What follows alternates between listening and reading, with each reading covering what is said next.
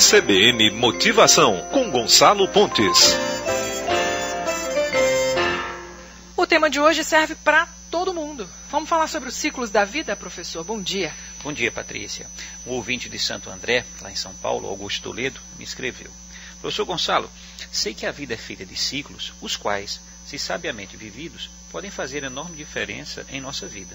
Você poderia tratar deste tema na sua coluna CBN? Olá, meu caro Augusto, lá de Santo André, ABC Paulista. Obrigado por sua colaboração e por nos acompanhar em nossa coluna CBN Motivação. E você nos traz hoje um tema extremamente interessante, Patrícia, que está presente o tempo todo em nossa vida e às vezes nós não nos damos conta, né? E é curioso e diferente os ciclos da vida. Você tem toda a razão, Augusto, quando afirma que a vida é composta por ciclos. Aliás, Augusto, este tema é um dos capítulos de meu livro que em muito breve, Patrícia, será editado e é um assunto muito bacana. Já de se quero. falar. Vai ter, não vai ser convidado, todo mundo aqui. Se prestarmos bem atenção, o Augusto, o que chamamos de ciclos, em verdade, são as etapas de nossa vida que escrevem a nossa história, ou seja, a nossa infância, a nossa juventude, um lugar que no passado moramos, umas férias que passamos e que se tornaram inesquecíveis até hoje, uma amizade que não mais existe, mas que quando ela existiu era muito forte, ou mesmo, Augusto, um amor que passou e que deixou saudades, ou não, e por aí vai. Ou seja, são situações que passamos e acontecem na nossa vida. Atentem, caros ouvintes, e aí, utilizando a colocação feita pelo Augusto lá de Santo André, o autor do tema de hoje, se soubermos sabiamente viver esses ciclos, Patrícia, haverá uma enorme diferença em nossa vida. E para aprendermos a viver o que importa nesses ciclos, é fundamental enxergarmos a hora que eles abrem, quando eles fecham ou quando devem ser abertos, Patrícia. Aí vem a curiosidade desse tema lá do Augusto. Por vezes, as pessoas sofrem porque não entendem que os ciclos só são prazerosamente vividos quando respeitamos as suas características temporais, Patrícia. O que quer dizer é que é fundamental lembrarmos que todo ciclo que abre, um dia terá obrigatoriamente que fechar. O próprio ciclo da vida diz isso, Augusto, pois quando nascemos, o ciclo se abre, o ciclo da vida, e ao morrermos, esse ciclo, logicamente, se fecha.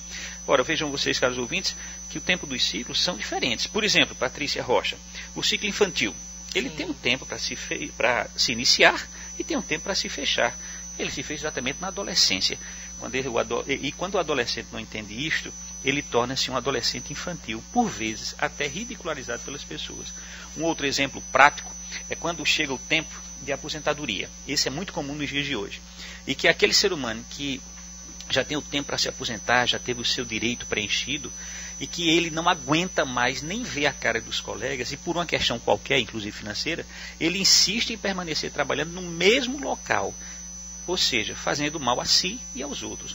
Vejam que quando surge a aversão pelo que se faz, ou com quem se trabalha e onde se trabalha, esse ciclo, Patrícia, de local de trabalho, depois de tantos anos, ele já fechou. E mantê-lo aberto vai trazer enormes doenças a quem insiste com isso. Meus ouvintes, não devemos nos preocupar e nem tampouco sofrer com os ciclos que se fecham e devem permanecer fechados, pois o tempo que eles duraram foi o suficiente para que o que neles aprendemos nos ajudará a viver intensamente outros que certamente se abrirão. A questão é prestar atenção. Imaginem uma grande amizade no passado e que por motivos que você não concorreu, essa amizade teve um fim que não dá mais para reatar. Enquanto ela durou e pelo motivo que ela acabou, você aprendeu como zelar por uma amizade atual nos dias de hoje. Às vezes eu vejo, Patrícia, pessoas sofrendo com um relacionamento e quando você vai entender os motivos, de cara, Patrícia, você percebe que o ciclo daquele casal fechou e eles insistem em mantê-lo aberto, trazendo apenas sofrimento para ambas as partes. Eu também vejo a situação dos ciclos que se fecham de uma forma diferenciada. Por exemplo, existem ciclos que se fecham, mas podem ser reabertos, sem que nos façam mal, que é uma coisa prática. Por exemplo, uma intriga com um parente que nós fizemos e por essa razão nos distanciamos dele no passado. Tá? E hoje você percebe que o que ocorreu foi uma besteira e resolve reabrir esse ciclo, voltando a viver o verdadeiro sentido de família. Há ciclos, meus caros ouvintes, que devem permanecer sempre abertos, como por exemplo, o amor pelos filhos, dos pais pelos filhos. Por mais que haja motivos para fechá-los, este é um ciclo, Patrícia, que nunca pode terminar, pois o amor de pai por um filho não é desse mundo. mas é de onde se encontra Deus. Então, meus caros ouvintes, tenham sabedoria para dominar a extensividade temporal dos ciclos, ou seja, o tempo que eles devem estar abertos. E esses ciclos compõem a nossa vida. Sabendo que os ciclos se fecham e por vezes não devem ser abertos, aqueles que se fecham e que devem ser abertos, e aqueles que a vida se encarrega de fechar sem que possamos reabrir, como alguém que conhecemos e faleceu, essa é a sabedoria que faz com que vivamos intensamente essas fases da vida que aqui estamos chamando de ciclos. É desta forma que se aproveita melhor e mais intensamente a vida. Minha querida Patrícia, são essas dicas de hoje. Professor, 2 perguntas. Aliás, eu estou selecionando essas 2, porque a gente ficaria aqui a manhã toda, né, conversando sobre isso. Mas a primeira é o seguinte, o senhor falou muito sobre quando se encerra, né, o ciclo. Eles passam, senão não seriam ciclos, e eles se fecham. E muitas vezes as pessoas se recusam a abandoná-lo, a aceitar que passou. E aí nesse ponto entra uma questão que talvez seja até um pouco espiritual, né? Porque você tem que aceitar confiando, tendo fé de que algo melhor virá pela frente. Fé, sei lá no que a pessoa pode ter, tanto faz. Mas é uma coisa que às vezes não passa pela nossa racionalidade, é algo que transcende a nossa capacidade de entendimento. E se a pessoa não tem plenitude e serenidade para aceitar esses fins, às vezes dói, não é? É assim, vê bem, Patrícia. Como eu disse, há ciclos que se abrem e se fecham naturalmente. Sim. Há ciclos que se abrem e devem se fechar, mas nós insistimos em permanecer abertos e por isso nós sofremos. E há aqueles que se fecham e nós precisamos reabrir, né? Por exemplo, aquela questão do trabalho. Você trabalha em um local há muitos anos e não aguenta mais aquele local. Você não aguenta trabalhar mais naquele local. Você pode fechar esse ciclo e reabrir um outro ciclo em outro local de trabalho. Com relação especificamente ao que você fala, e você me dá a entender que você fala de sentimento, sim, né? É aquela coisa, existem situações, essa questão da fé, e eu tenho muita, você me conhece, eu vejo assim, escolhas na vida definem o potencial que nós temos e queremos ter, tá? Não adianta eu ter fé em chegar na Lua a pé. Eu posso ter fé de chegar à Lua de foguete. A pé é uma fé vazia, né?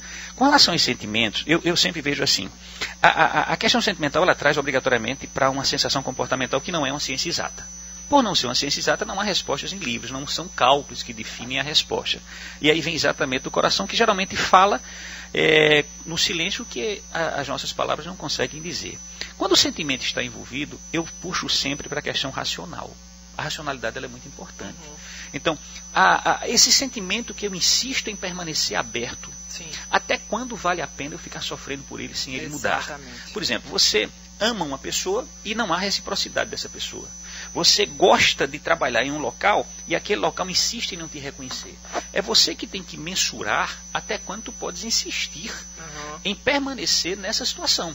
Quem vai te dar o grau de permanência ou o grau de fechar esse ciclo e tentar reabrir um outro, vai ser exatamente o teu nível que complexo, comportamentalmente falando, e a gente entra numa questão psíquica, de suportar até quando esse sofrimento vale a pena a insistência. E aí entra uma questão de amor próprio, autorrespeito, que vem, né? Principalmente amor próprio. Exatamente. E a outra pergunta que eu ia fazer é bem simples, ou não, que é o seguinte.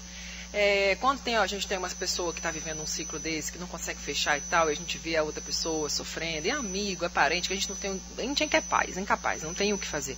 A gente fala, fica tranquila, tudo passa. Você acha que tudo passa? Tudo passa, sem dúvida nenhuma, né? A própria vida passa. Todavia, tudo passa de várias formas, né? Tudo passa, aquele momento difícil, ele pode piorar. E aquele momento passou, né, ele vai piorar, ou ele pode melhorar, né? Eu sempre tenho assim, são 2 coisas que eu tenho muito cuidado na vida, Patrícia.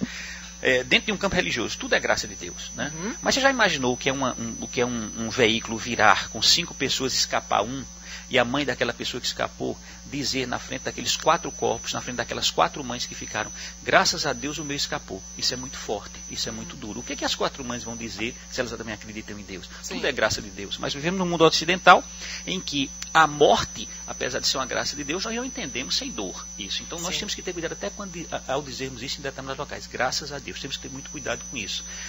Tudo é graça de Deus, mais uma vez. Mas às vezes quem escuta, que está por baixo, não fica fácil de ouvir. Essa questão de tudo passa, em muitas ocasiões, Patrícia, é mais ou menos quando você chega no velório das pessoas. Eu acho que no velório só cabe dar um abraço. Entendi. Porque não há palavras.